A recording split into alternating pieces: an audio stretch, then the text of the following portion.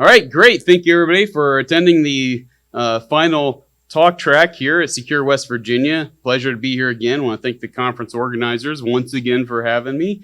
My talk today is called Becoming an IR Superstar. Again, you can follow me on Twitter or reach out to me on LinkedIn. If you want to download a copy of the slide decks, just go to slides.dfirmat.com, and that'll redirect you to my GitHub repo. You can download my slides here. All right, so just real quick about me. What I do is I work for a big, well-known organization as an assistant vice president of computer security and incident response. However, I have many years of hands-on technical experience, including digital forensics and incident response. We've been in the dustbin for a while, entirely my fault. I don't have time to do audio editing, but my buddy and I have a podcast called Threat Reel. You can check us out. I also do a lot of volunteer work. I'm an official Hacking is Not a Crime advocate, and you can read out on that mission statement there. I'm also a technical mentor for WAMSA, which is the Women's Security Alliance. Great organization. They're always looking for mentors and mentees, so check out their website. A quick disclaimer is that yes, I do have a day job. The opinions expressed are based solely on my own independent security research and do not express or reflect the views or opinions of my employer.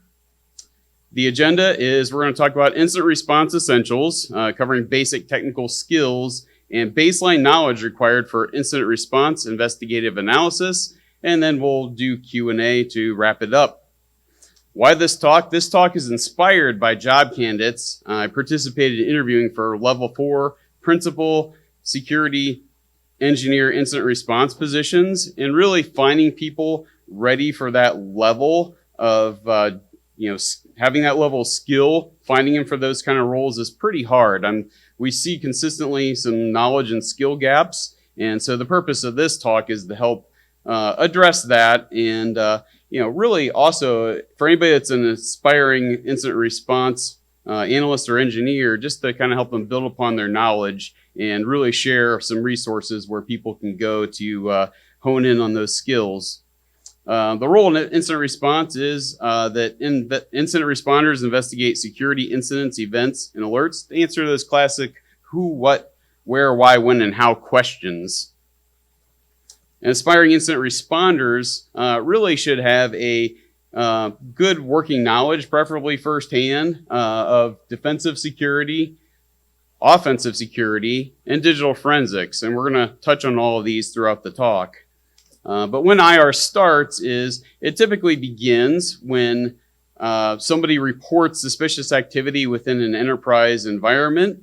Well, that happens sometimes. Most of the time, though, you're getting some sort of an automated alert from a SIM platform, some sort of a SOAR platform, automated triggers configured within like AV, EDR, or network detection and response, NDR. Sometimes you see endpoint detection and response and network detection and response melded together, and they will call it XDR to sort of say they're covering both of those bases. And then you have your classic IDS and IPS systems, just to name several. So most of the investigations start with the systems, but once in a while, a user will report something, and that's when we start digging into those things. So diving deep here, and I'm going to start out fairly simple, but really, my objective is not to tell people in this room things they already know. Hopefully you walk out of here having learned something new. If you walk out of this room and have not learned something new sitting in on this talk, come talk to me afterwards, because we should chat about career opportunities. But while working with information from an organization, SIM, SOAR, AV, EDR, NDR, XDR, and IPS or IDS, while those solutions are critical in an enterprise environment, what I caution people is don't become too reliant on any one of those security tools or solutions alone. Learning and developing a better understanding of the properties of files and the underlying activities that trigger those alerts really is paramount to becoming a better incident responder. And so this is where we're going to start out real basic, just to make sure everybody knows where I'm coming from, but understanding alert dispositions. So most everybody in this room probably knows this, but in case you don't, you have really like a true detection, false detection, or a positive condition or a negative condition. And those are usually the verdicts that things get assigned. And so, of course, a true positive is correctly classifying malicious activity as malicious. In a perfect world, you would only ever have alerts on true positives. That's not realistic, but that's the target. And the closer you can get to that, the better it's going to be. False positive is incorrectly classifying benign activity as malicious. I have a good friend, Micah Brown, who likes to say all the time, there are no such things as false positives, only poorly written rules. And there's some truth to that.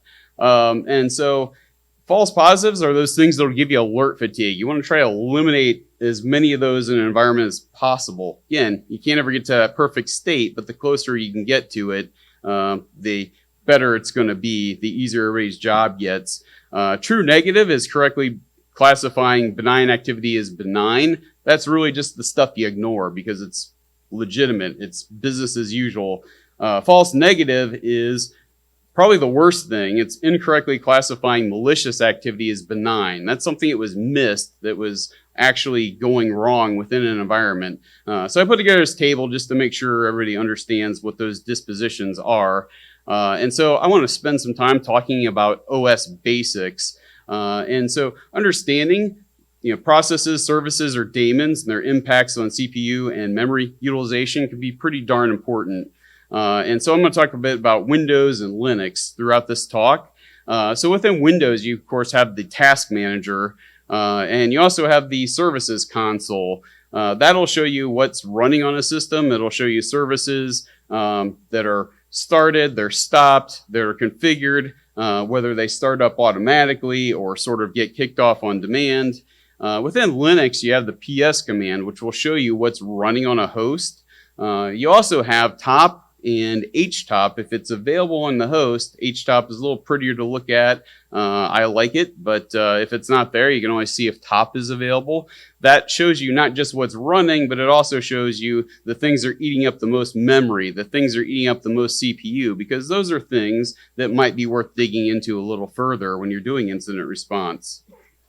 File system basics. Knowing where things are supposed to be located on an endpoint is vitally important to incident response. Conversely, knowing where things shouldn't be but are is also really important. But it requires a working level of knowledge of the Windows file system, the Linux file system, and if your environment includes Mac OS, potentially needing to understand that depending how prevalent that is in your environment. So understanding where the user directory is on an endpoint, it's sort of shocking to me that the people that you talk to that are fairly seasoned and they can't just name these off. But on a Windows endpoint, you have typically your C drive, your system root, and then you have users and whatever the login username is. And there's also an environment variable. If you do %user profile %, it'll also get you straight there. On Linux, you're typically having a /home/ and the username folder. And again, there are things that you shouldn't see system things running typically from the user's folder. If you do see that, it might be legit. It might be very suspicious and worth looking into at the very least. So file system basics on Windows. Most configuration settings are, not all of them, but most of them are stored within the Windows registry.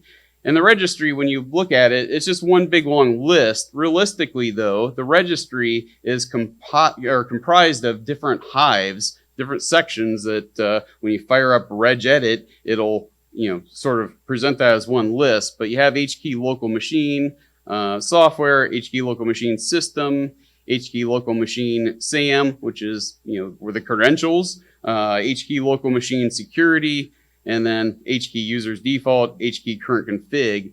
And understanding where those files are at on a system can be important. So typically under the system root, which is usually C Windows, then the system32 config folder is where you can find the Hive files. And sometimes you want to grab those. By default, it's usually backed up. And so unless you're using forensic tools on a running system, it can sometimes be hard to grab the specific Hive files. What you can do is you can look in if it's there, the /reg back folder.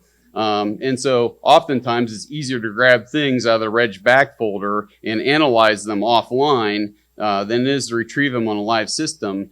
Another sort of pro tip there is you can compare what's in the running Windows registry with maybe a point in time backup and see what's changed. And that can be really helpful when you're investigating something to understand how it looked before, how it looks now. And if you can find those little red line diff items where things have changed, those can be some potential keys to maybe helping identify what's happened. And then under the user's profile folder, you have the ntuser.dat. And typically you can use regedit.exe, old school regedt 32.exe, which now is just a pointer back to regedit.exe. And then also third-party tools, forensic tools will also help you with those things.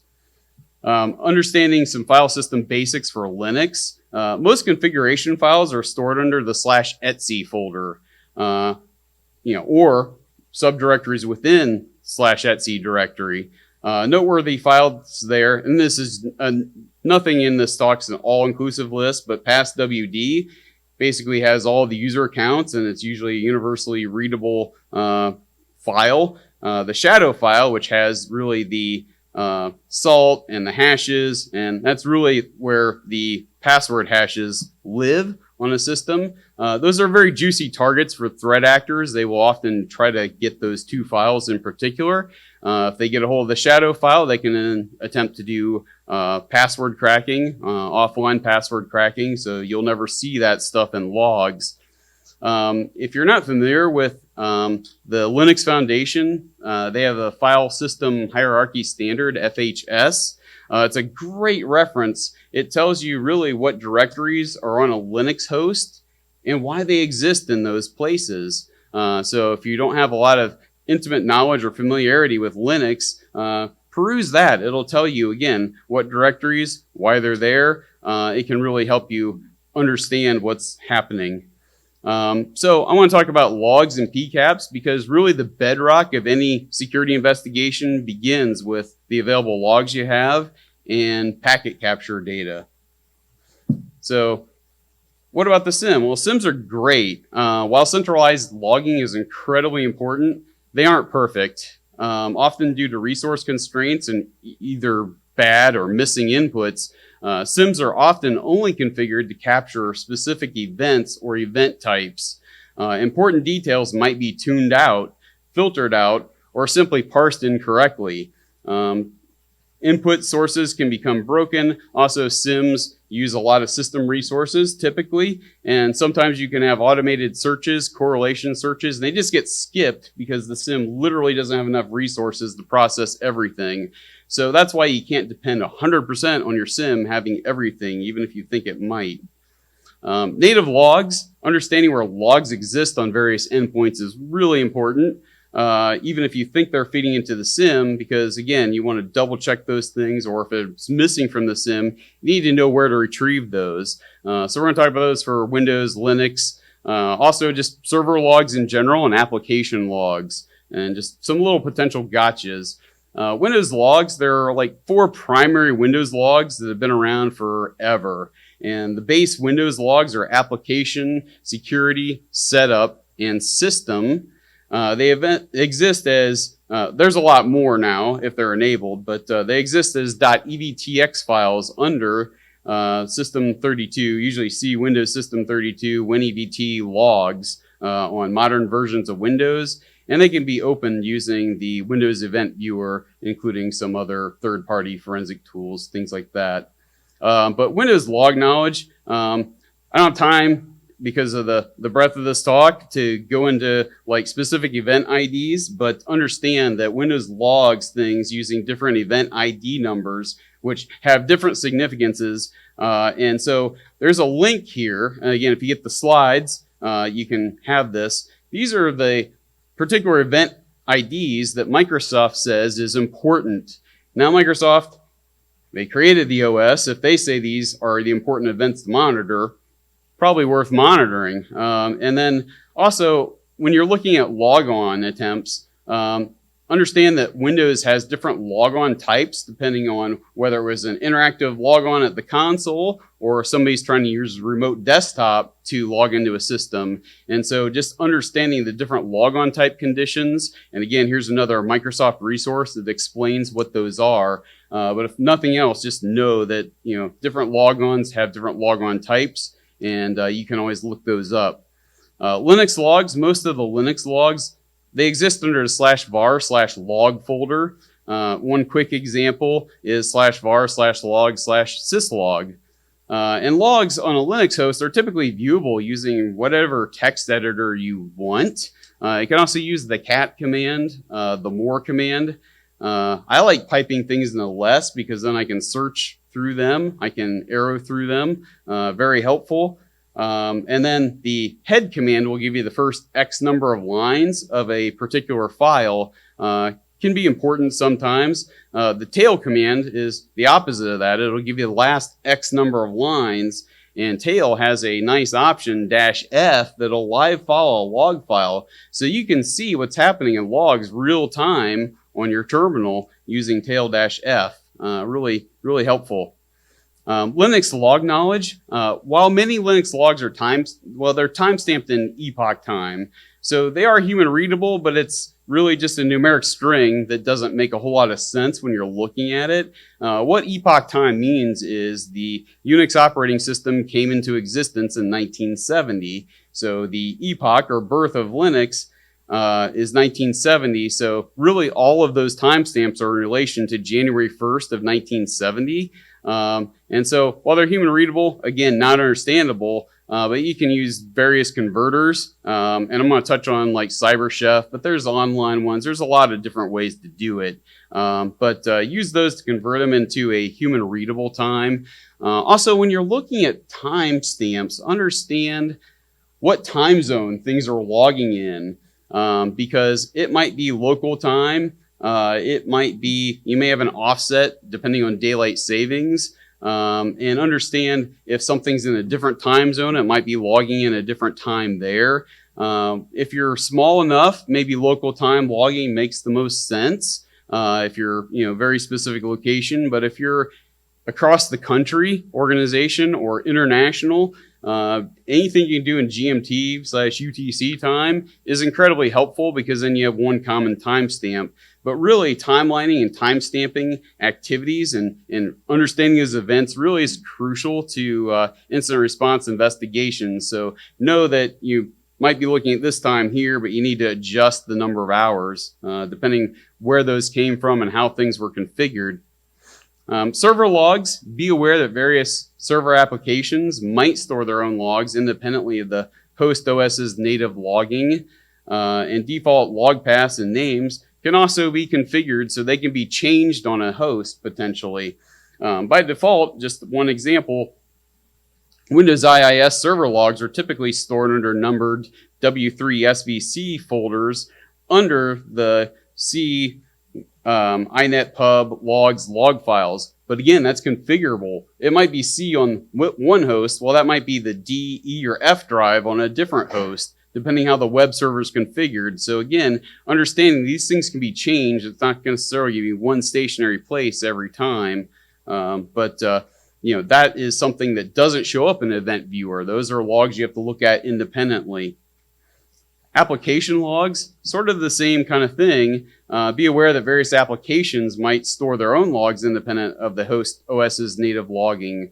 Sometimes things will log into Event Viewer. Sometimes they have their own log files. And again, just understand those paths, the file names, all those things can be potentially changed, depending what the application supports.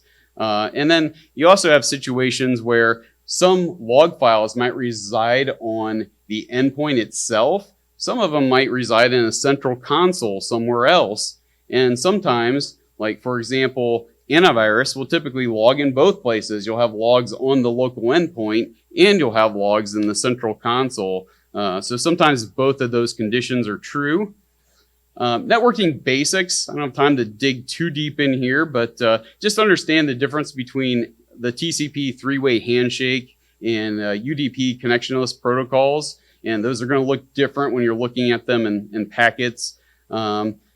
This is just a very short list, but understanding the common TCP and UDP port numbers, because you're going to be seeing those things in logs all the time. You're going to see those in packet capture data.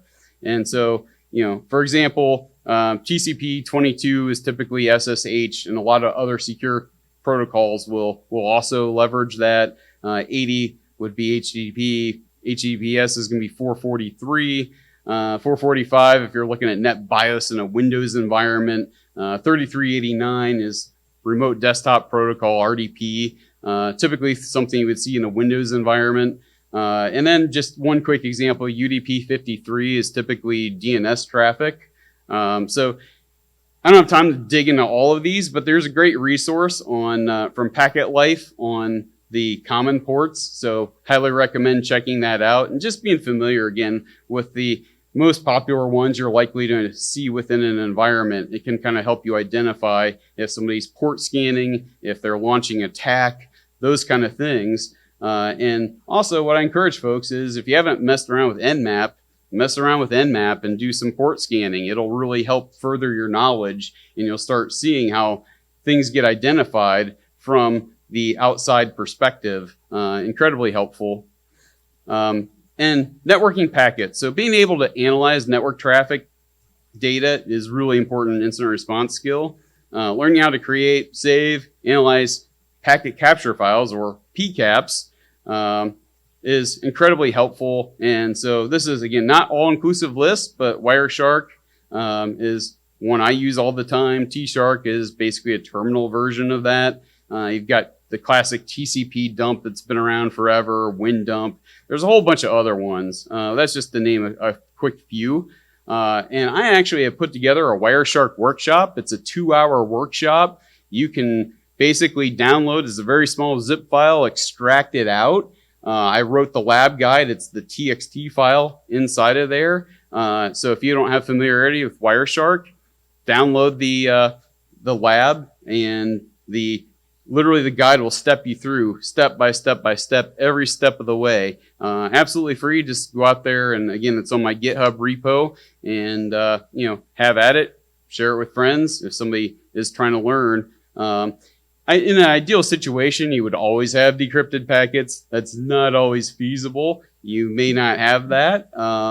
And when you look at things like across a large enterprise, if you're fortunate, you may have a solution like a Gigamon or something like that that will do that. It's very, very expensive. Unless you're a huge organization with a nice big budget, you may not have a tool like that. So it may not be feasible, but if you have it, if you have them decrypted to another solution, that's fantastic. OWASP Top 10, just being familiar with this, it's really a standard awareness document for developers in web application security. It represents a broad consensus about the most critical security risks to web applications. And really the intention of this thing, it gets updated every 3 or 4 years typically. It sort of tells you as a defender, if you're going to secure your web application, start with these things first. They're the most important. It's, again, not all-inclusive list. It's not intended to be that. It's really just to help people prioritize what they want to do. But there's a wealth of information because it'll tell you what those things are. It'll talk through the attacks and how things are potentially exploited, vulnerabilities, how to mitigate those things. Be familiar with the things on that list, because if somebody's trying to attack your infrastructure and it's web stuff, web applications, web pages, chances are most of the attacks you're going to see are part of the OWASP Top 10. Understanding web requests, particularly when you're looking at log files. So the most common HTTP request methods are going to be get, head, post, and connect. Potentially concerning HTTP request methods are like put and delete. Now you have to understand what you're looking at. If I have a website with a photo bucket sharing feature, for example, it might be common practice to see me putting multiple files on there and also deleting multiple files at once. But if I start seeing those commands for a contact form, that's not quite right. That tells me somebody's looking at exploiting something here. And so some of the other ones you'll see that are other methods are like options, trace, and patch. Understanding HTTP response codes is really important. So I'm just going to go through what the series are. So 200 series responses are basically okay. That means the server recognizes the request. The results may or may not be what you expect, though. Just because the server gives you an okay doesn't mean that the request was actually executed on the server. That's just something that you potentially have to dig further in to understand. Did this actually happen, or did nothing happen? But those are typically the ones you want to look at a lot. 300 series response codes are always going to be redirects. So 301s are permanent redirects on the web. 302s are temporary redirects. Just understanding the 100 series in these is incredibly helpful. Unless you're using a deprecated version of HTTP, that protocol, you're probably not going to see 100s, which were just kind of informational. I haven't seen those, and I couldn't tell you how long. It's been many, many, many years.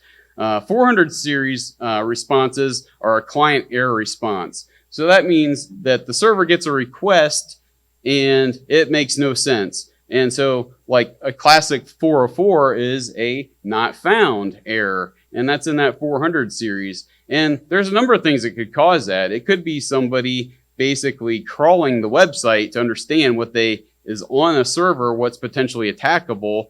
But it could also just be bad code. It could be somebody referencing an image file in the HTML code to somewhere, location, or file that doesn't exist. So it may be actually how the page is coded resulting in that. But either way, again, it's something the client has requested that doesn't exist somehow. And so those are your 400 responses. 500 is basically the server saying, this request is just crazy. I don't know. It makes no sense. Not processing this. It's just basically, server error response. SQL basics. Understanding structured query language, or SQL, to help identify injection attacks, which is on that OWASP top 10. Injection has been on that thing since its inception, and it hasn't gone away, and it probably won't go away.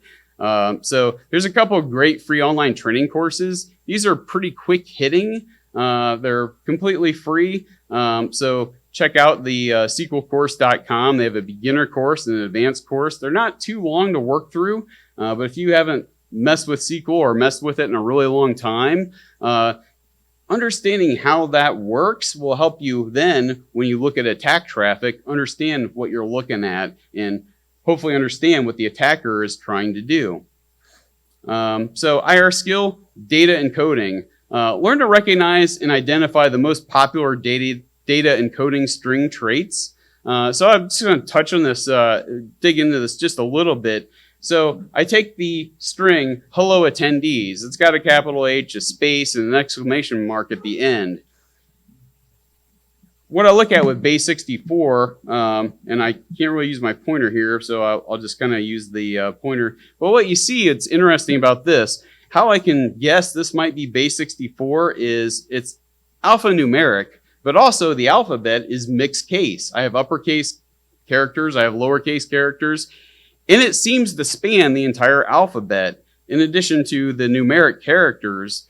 And so when I see that, and then for me, the telltale sign, this might be base 64 if I'm not sure what I'm looking at, is if I have one or two equal signs at the end of that, that's a pad. What that is if the file doesn't have enough bytes to be base 64 decodable, basically the equal sign will pad out those bytes so that it can be decoded.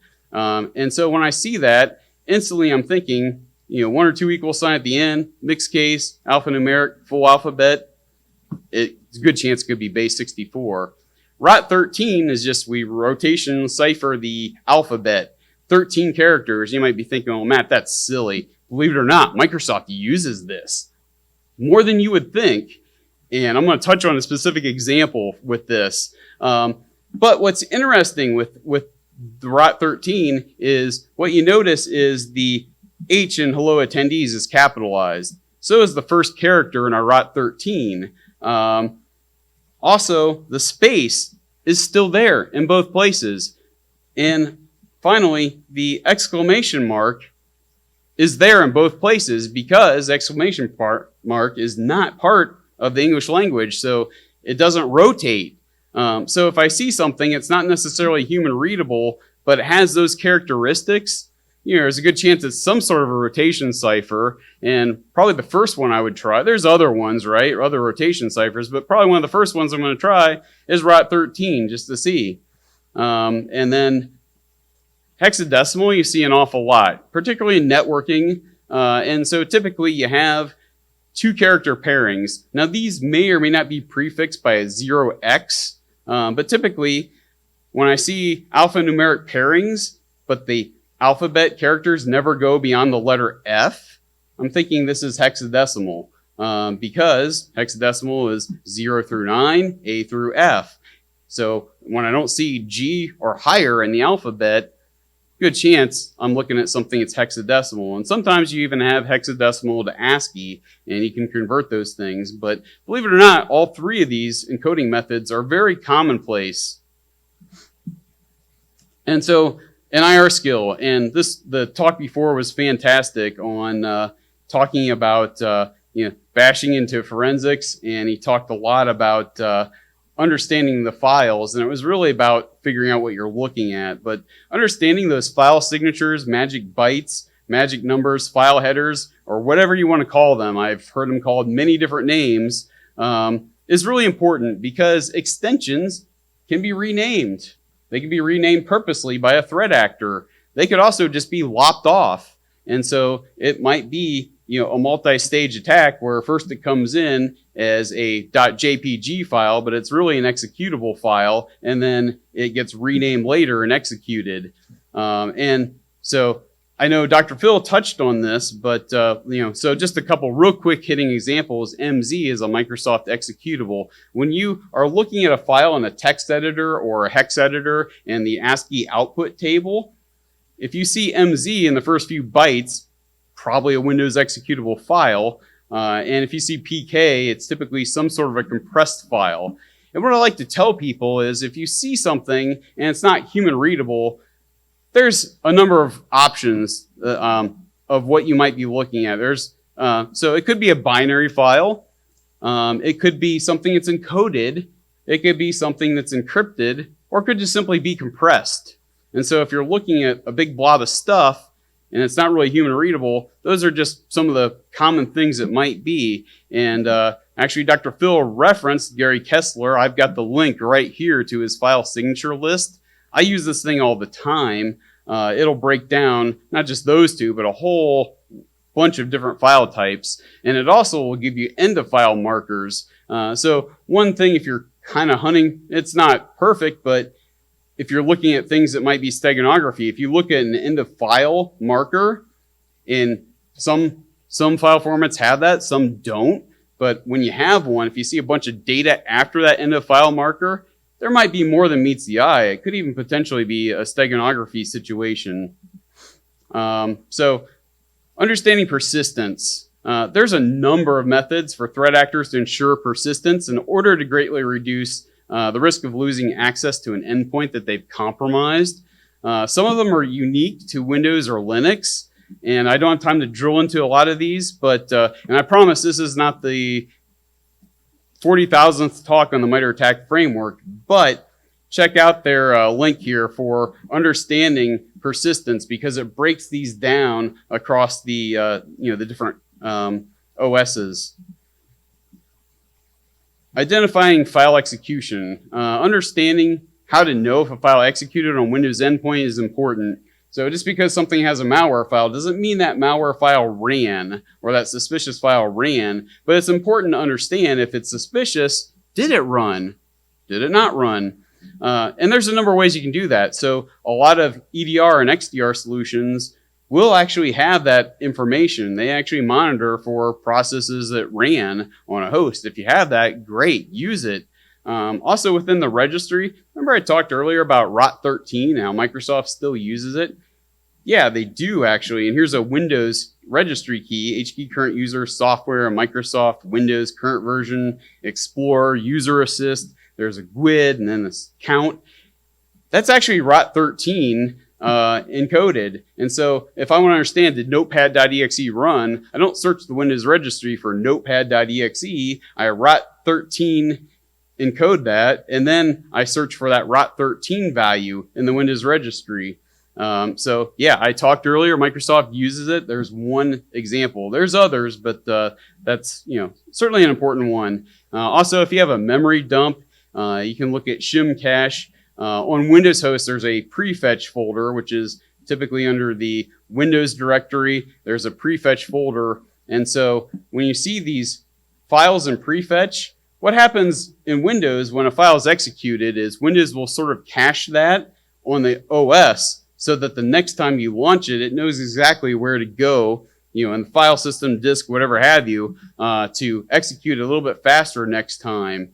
But things that don't run aren't going to be in the prefetch folder. But that can be a clue. If you see something in the prefetch folder, it's been run before. There's other methods, but those are just some real quick hitting ones that I wanted to cover. Windows is really hard to secure. So for most people that have a personal Mac or personal Linux system, don't run antivirus. Well, why is that? Even among security professionals, you'd think that would be important. The thing with Windows, and the reason it's very hard to secure, is there's a lot of different file types and extensions that just run by default. So nobody probably even knows exactly how many executable file types there are, extensions on Windows, but there's at least 50 of them. And here's a link to a How to Geek article that covers those. And so, yeah, if I download a .exe file from the internet and I double click on it, what's going to happen? It's going to run because it's an executable file. That's what Windows does, is it runs executable files when you tell it to run it. If I download a .sh file, which is a script file on my Linux laptop, and I double click on it, you know what's going to happen? Nothing. Because if I don't purposely set the executable bit myself to make that script file executable, it's not executable by default. That's why Windows is really sort of challenging to secure relative to some of the other operating systems. Evidence collection, I'm not going to spend a lot of time on this, but understanding the order of volatility. And here's a link to an RFC, request for comments. This is an old one, RFC 3227. And so the idea behind understanding the order of volatility is if I'm collecting evidence from an endpoint that I'm investigating, I want to get the stuff that's going to potentially disappear fastest. I want to collect that first, as opposed to the things that are not likely to change. I want to get those things last. And so the idea is that something that's in memory on a system, if it gets rebooted, it's gone. If the system gets powered off, it's gone. I'm not getting it back. I don't have a second shot at that. If there's a USB stick that's plugged into that endpoint, unless it's somebody's specifically written code to modify what's on that USB stick or clean up after itself, it's probably not going to change. The data on that USB stick is much less likely to change relative to memory. So the idea is that I would get the memory first. I would get things like a USB stick last, and then that's not the only. So NIST has a guide to integrating forensic techniques in the incident response.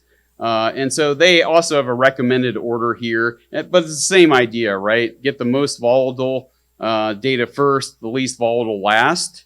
And it doesn't really matter to a great degree, it doesn't probably matter which standard you use. You could even create your own standard internally in your organization. Just make sure if you do that you document it so that you can explain, here's our process for doing this, and here's why we do it the way we do it in the precise order we do it. So you can explain to an auditor or an investigator, here's how this was done, the order, and why we do it that way.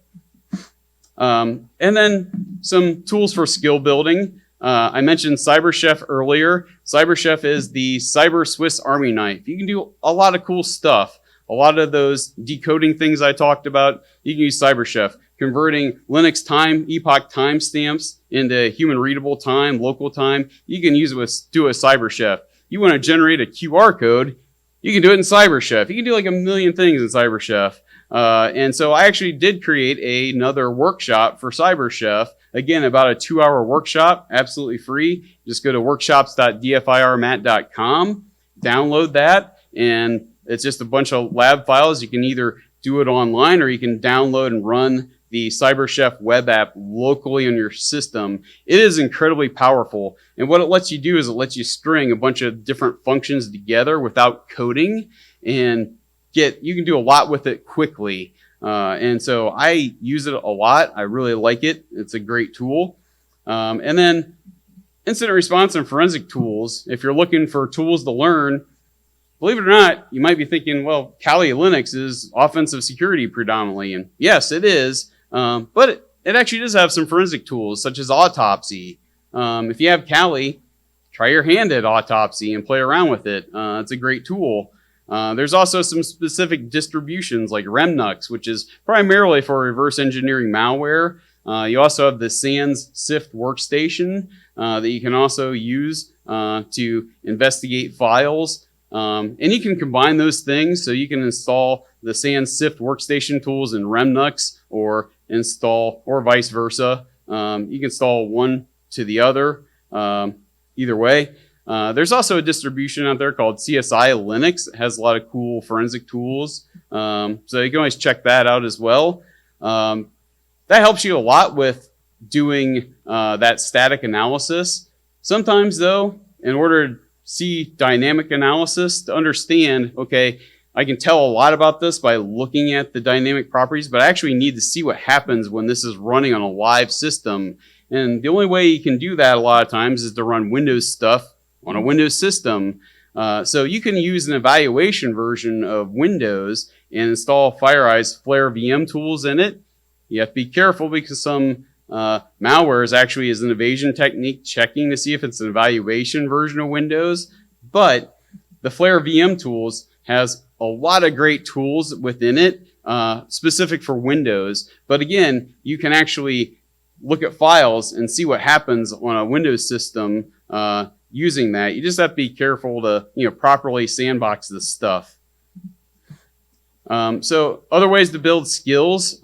I am a big proponent of the ANISA training labs put out by the European Union. These labs are absolutely free. It's cool. They give you the lab guides. You get the virtual machine. They're very low resource, so you don't need much to run them. Even old hardware can typically run these in like VirtualBox, for example. Awesome training material. There's some caveats because it's European based instead of United States based, but just fantastic resource for learning this stuff.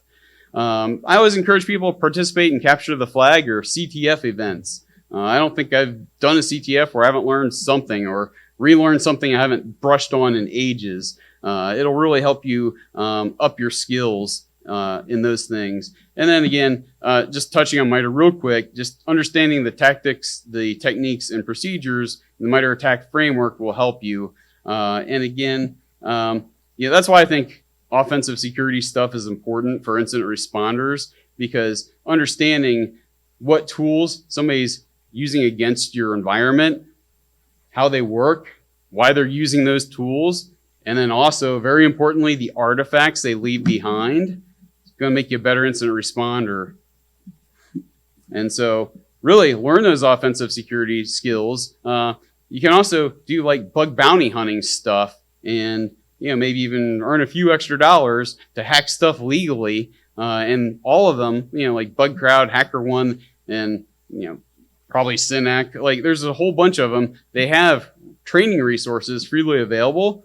And so learn everything you can to improve your own IR skills, and then figure out what indicators of compromise those offensive security tools generate, and then figure out ways to monitor and detect that type of activity. And then some hands-on experience. Again, be really careful about this, but safely have a look at some bad stuff. So sometimes you find publicly shared data breach dumps. Some resources are any.run. You have to be a little careful with that because they've got Russian ties, and so that's a little dicey these days, but great resource nonetheless. And then sometimes breach data gets uploaded to GitHub. If you're trying to learn this stuff, SANS uses this a lot. A lot of things use malware-traffic-analysis.net. Has PCAP files and other things out there, has little challenges, walkthroughs, great examples of bad stuff that you can look at safely yourself and try to figure it out. And then phishing emails and sites. I like to use fishtank.com. They always have, like, if you want to see what phishing attacks are actually happening in the wild, it's a great resource. You can just go to Fishtank and look to see the latest stuff that's been posted and if it's still live or not. And then, another thing you can do if you have a home lab or you can spin up at least a couple of VMs, go DIY style, become your own one-person purple team, learn the offensive side and the defensive side. You'll learn an awful lot when you wear both hats when you're doing that. So that is it for really the talk. I want to thank everybody for attending. I will open it up for questions. Yes. So before the start of the talk, you mentioned some of the different things that would start incident response, like different triggers. Sure. What are like some Windows events or even just different conditions that you feel are pretty high fidelity that you would like drop a lot of stuff and start investigating right away? Okay, so those alerts or triggers that sort of raise an eyebrow. And so, if I see a lot of failed logins, particularly from an IP address off of my network, and it's maybe something that shouldn't be exposed to the public internet, that's always a tricky situation. It gets my attention real quick. And in particular, so like an example is with a merger and acquisition, this thing had been under the organizational umbrella for quite a while, but they aren't fully onboarded with our standard processes and procedures.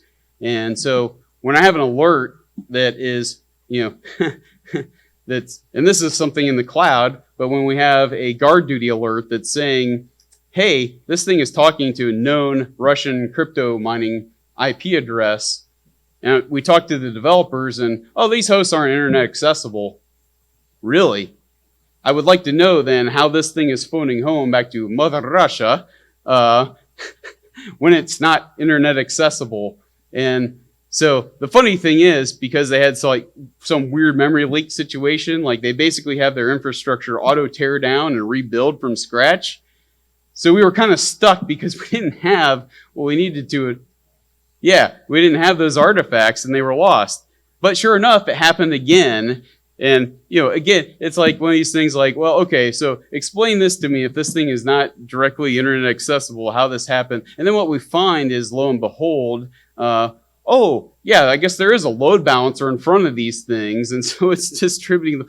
So it's amazing because they didn't even realize. And fortunately, in a situation like that, it turns out to be like a dev QA, fictional data, nothing lost. But it's very eye-opening when you see those things that don't make sense. And so a good bit of that is sort of understanding the environment, what's normal. And also the other lesson there is you can't take other people's word for what they tell you all the time. Do your own investigation and figure it out. You might arrive at the same conclusion, but you might arrive at a totally different conclusion.